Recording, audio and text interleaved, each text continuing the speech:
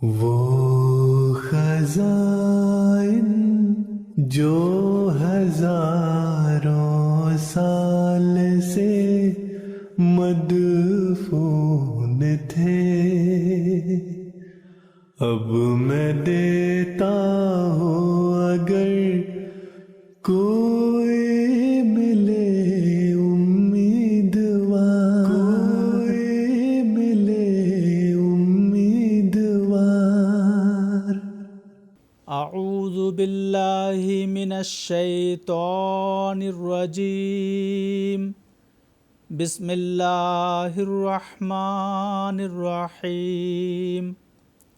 ناظرین کرام، السلام علیکم ورحمۃ اللہ وبرکاتہ۔ تعارف کتب کے سیریز میں ایک اور ایپیسوڈ کے ساتھ خاکسار آپ کی خدمت میں حاضر ہے۔ آج حضرت خلیفۃ المسیح الثانی رضی اللہ تعالی عنہ کی ایک اہم ترین کتاب تقدیر الہی کا مختصر تعارف پیش کیا جائے گا۔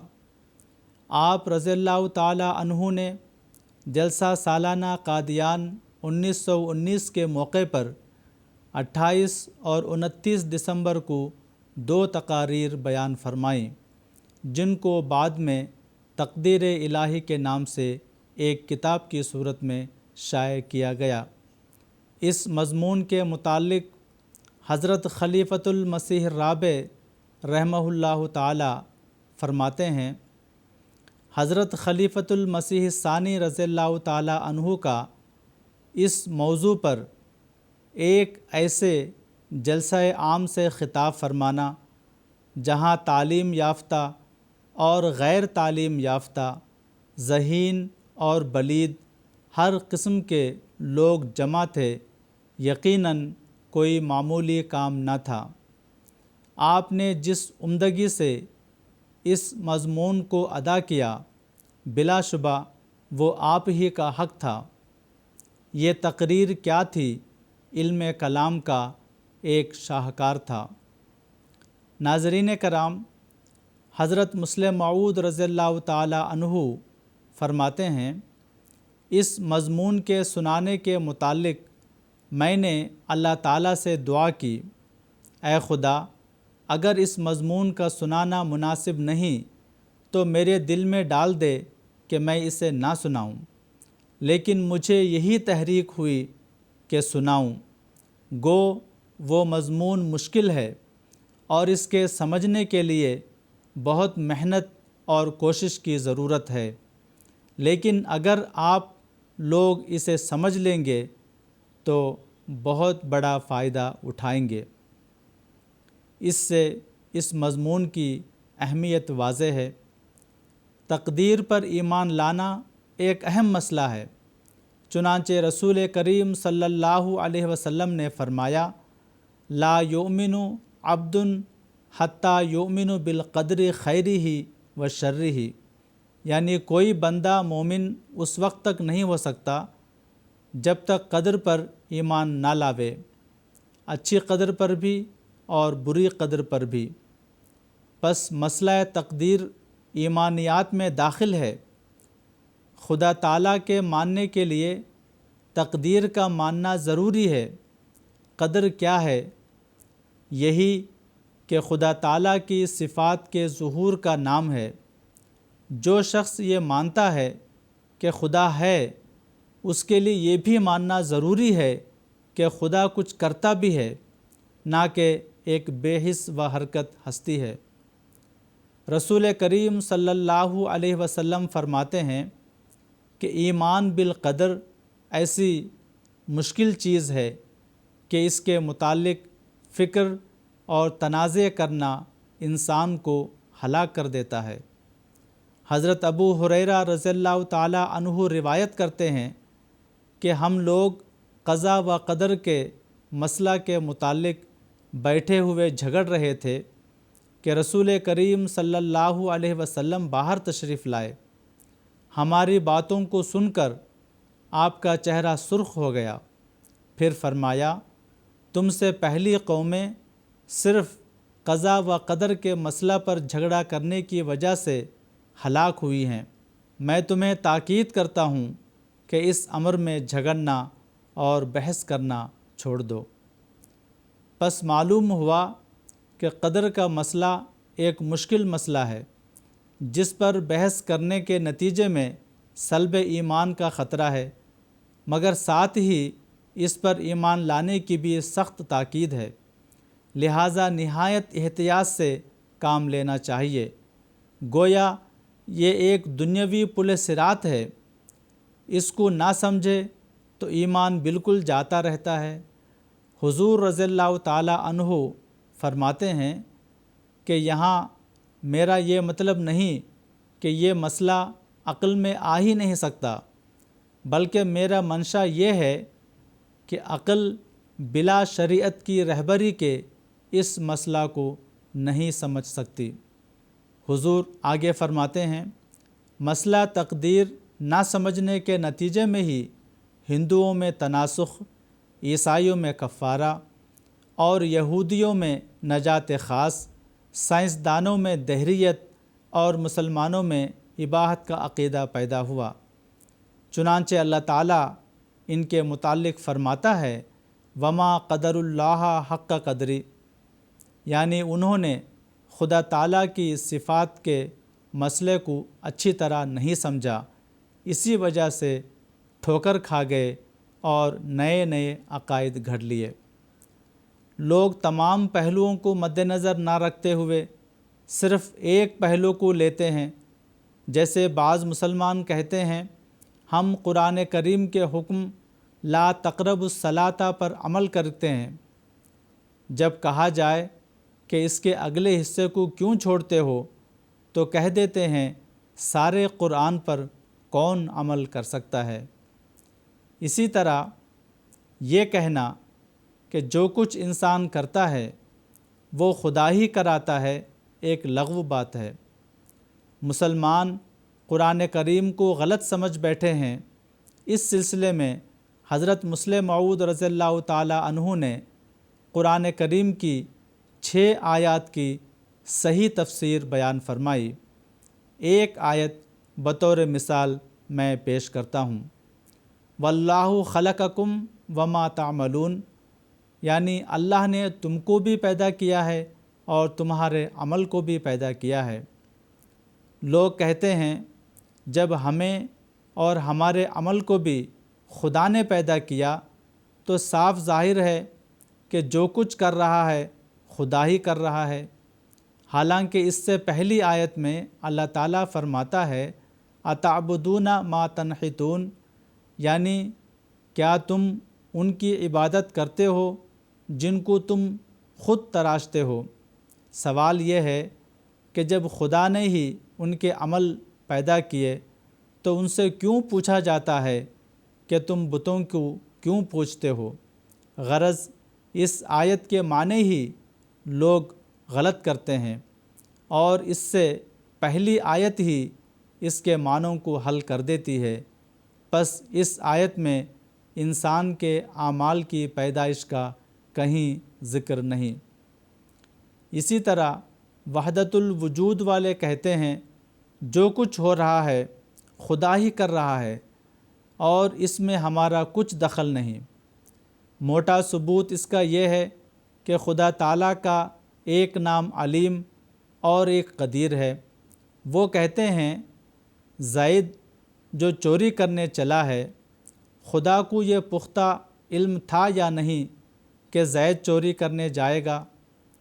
اگر خدا کو پتہ تھا اور زید چوری کرنے نہ جائے تو خدا کا علم جھوٹا ہو جائے گا۔ اس لیے معلوم ہوا کہ خدا اسے ایسا کرنے پر مجبور کرتا ہے۔ اس ڈھنگ سے یہ لوگ عوام پر قبضہ پا لیتے ہیں اور ان سے منوا لیتے ہیں کہ ہر ایک فعل خدا تعالیٰ ہی کرواتا ہے، حالانکہ اصل بات یہ ہے کہ چونکہ زید نے چوری نہیں چھوڑنی تھی اس لیے خدا کو علم تھا کہ وہ چوری کرے گا۔ یہاں یہ سوال بھی ہو سکتا ہے کہ انسان کو خدا تعالیٰ برے کام کرنے سے کیوں نہیں روکتا؟ دراصل انسان کو دنیا میں امتحان کے غرض سے پیدا کر کے اسے برے اور اچھے اعمال کا اختیار دیا گیا ہے، اس کی صحیح مثال یہ ہے کہ ایک سپرنٹینڈنٹ کی نگرانی میں لڑکوں کا امتحان ہو رہا ہو، تو کیا سپرنٹینڈنٹ کے لیے یہ جائز ہے کہ جو لڑکا غلط سوال حل کر رہا ہو اس کو بتا دے؟ نہیں۔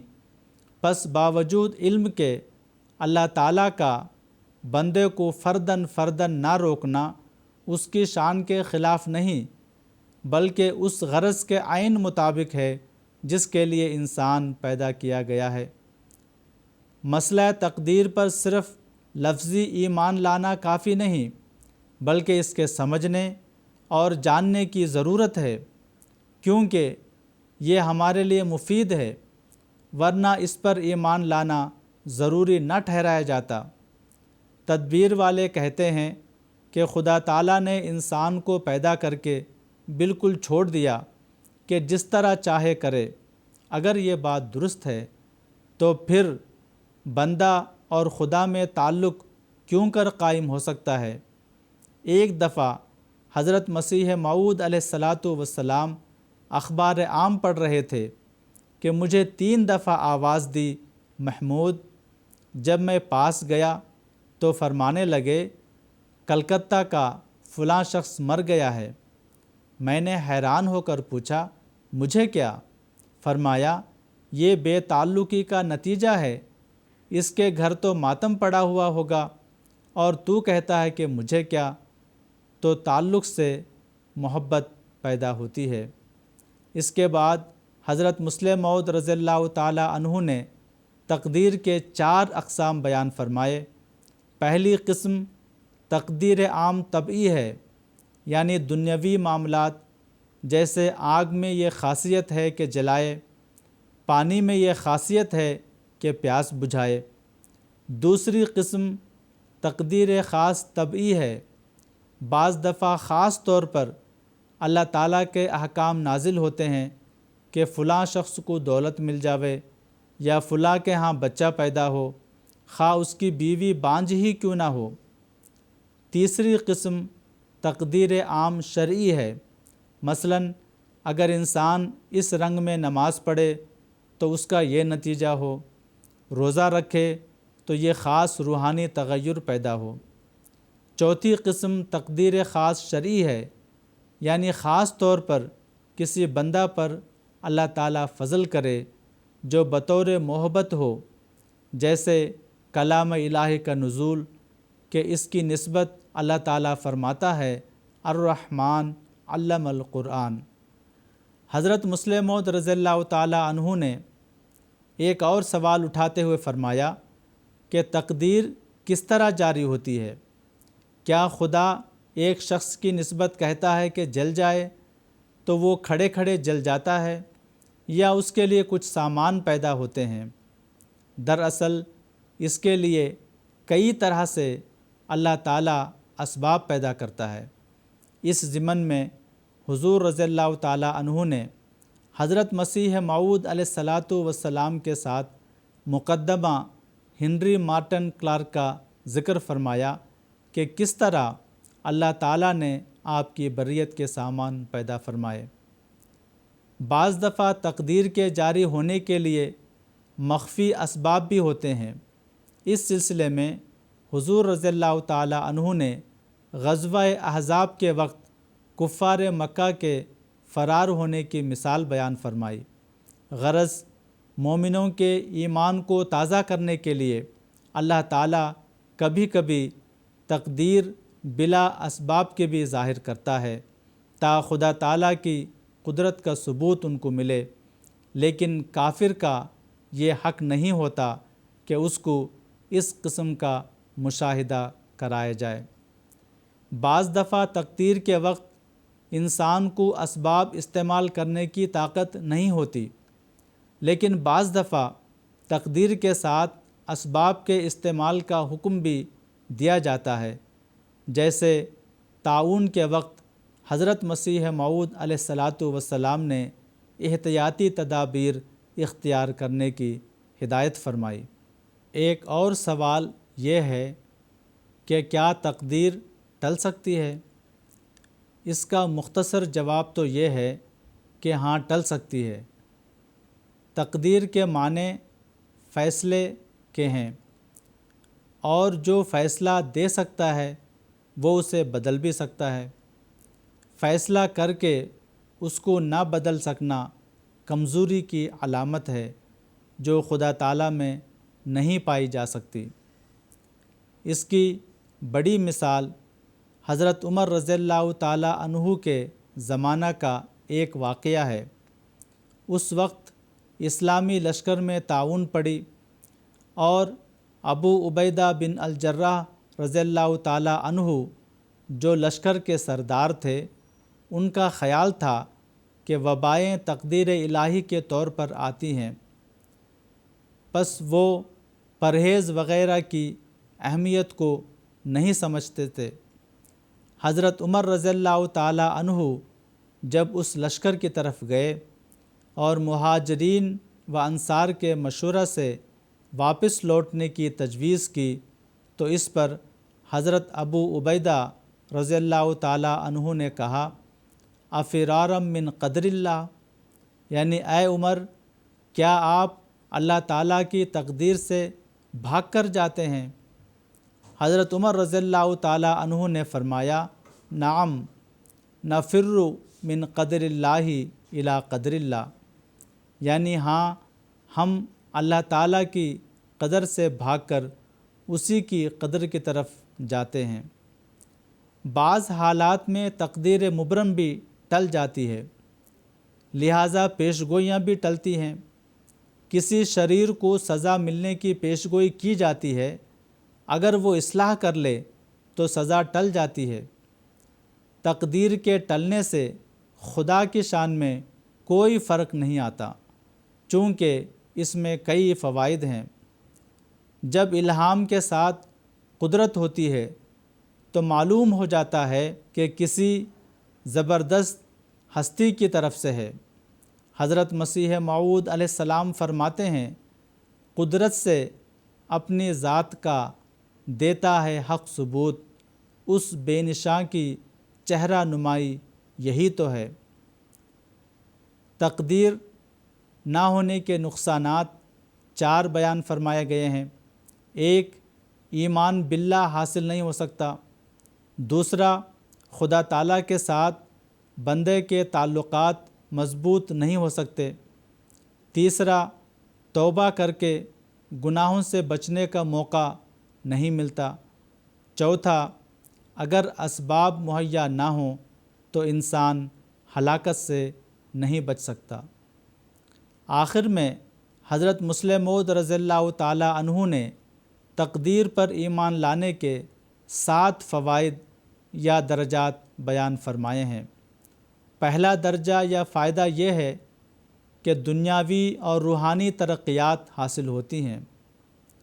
دوسرا درجہ یہ ہے کہ ایسے انسان کو جو تقدیر پر ایمان لاتا ہے، مقام صبر اور رضا حاصل ہوتا ہے۔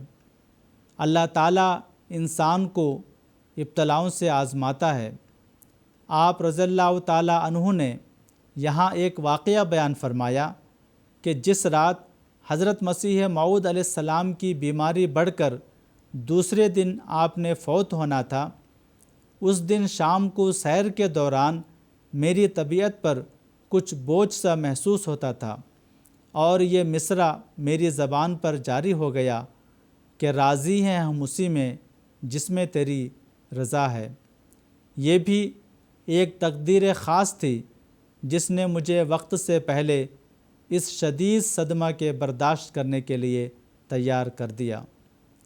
تیسرا مرتبہ تقدیر پر ایمان لانے کا توکل ہے، لیکن یاد رکھنا چاہیے کہ یہ توکل اعمال شریعت کے متعلق نہیں بلکہ اعمال دنیا کے متعلق ہوتا ہے۔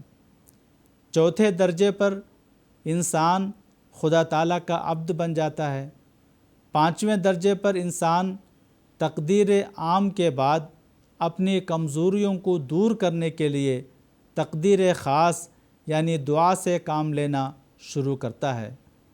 6 درجے پر دعاؤں کی قبولیت کا نظارہ دیکھ کر خدا کے اور قریب ہونا چاہتا ہے، اس کو اللہ تعالیٰ سے ایک رنگ وحدت کا دیا جاتا ہے۔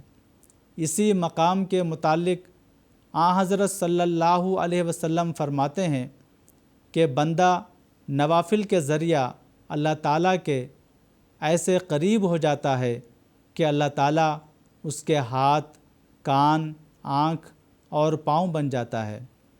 یہی وہ مقام ہے جس پر صحابہ رضوان اللہ علیہم پہنچے تھے، جن کے بارے میں رسول کریم صلی اللہ علیہ وسلم نے فرمایا اعملوا ما شئتم، کہ تم اب جو چاہو کرو۔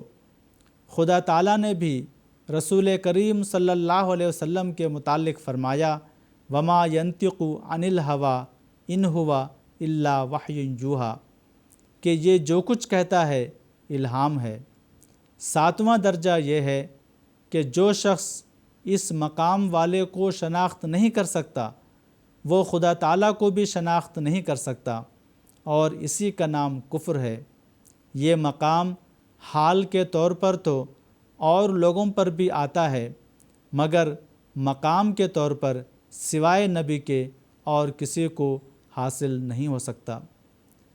تقدیر پر ایمان لانے کے یہ 7 فوائد ہیں، جن سے معلوم ہوا کہ یہ مسئلہ تکمیل روحانیت کے لیے نہایت ضروری ہے۔ ناظرین کرام، یہ کتاب تقدیر الہی انوار العلوم جلد 4 میں موجود ہے۔